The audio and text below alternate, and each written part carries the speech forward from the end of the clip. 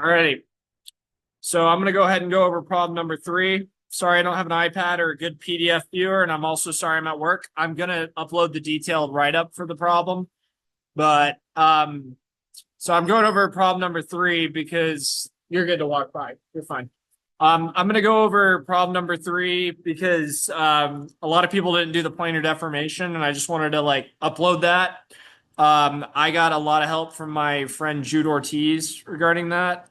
I was going to go ahead and say that instead of annotating my screen, I'm going to go ahead and just draw directly on the PDF. So the first thing I did is applied the VDF, and then I just broke down the components. It just helps me do the math a bit easier. And sorry, before everything else, I placed and I know this was a topic of debate in the ed discussion, but I went ahead and placed my inertial frame just perpendicular to that of the tube.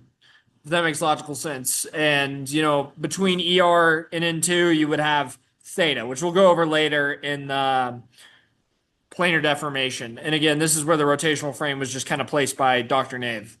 So went ahead, just broke these down, ended up with N2 XER to convert everything over to,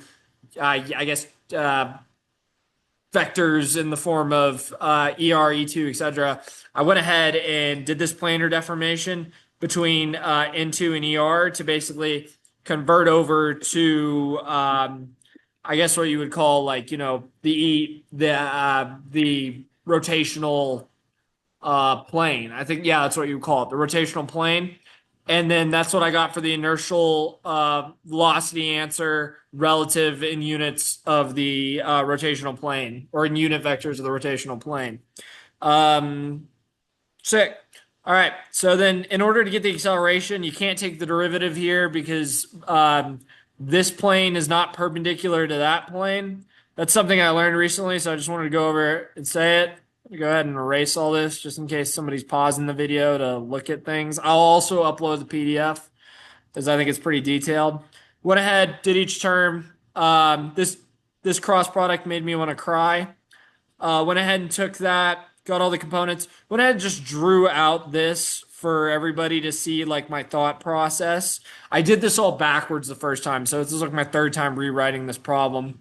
Combined all the terms, rearranged, basically got my answer for acceleration. And again, did not straight up take the derivative because you cannot do that in this case because this plane is not parallel or coincidental to this plane. So you actually have to go ahead and reapply VDF again. You cannot just take the derivative. From there, I applied the dot product and the orthogonality principle. That's just what we used to call it in freaking 502 in order to solve for certain components. And so that's how I got, my answer for part B. Basically just solve for R double dot. From there, went ahead, went ahead and just applied ODE 45 to the MATLAB code. Again, I know that not a lot of people have been going over code in the videos, so it's not terribly complicated. I basically just utilized the built-in MATLAB function to solve for this.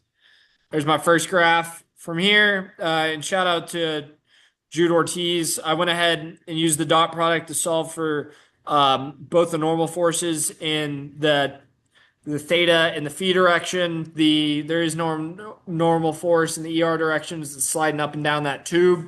Again, we can go all the way back up to here and see that. See, sliding up and down the tube. And so we're going to go all the way back down to here. And sorry about that. I didn't mean to get so far away from where we're at. That's problem 4, my bad. All right.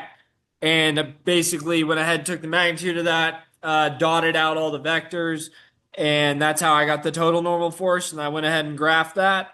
Same concept as the other one, used ODE 45 to graph it. The only difference now is I basically need to just convert to the normal force from the components that I gathered from utilizing the ODE 45 built-in function. If you have any questions, feel free to comment them. If that was too fast, please let me know for future reference. Thank y'all.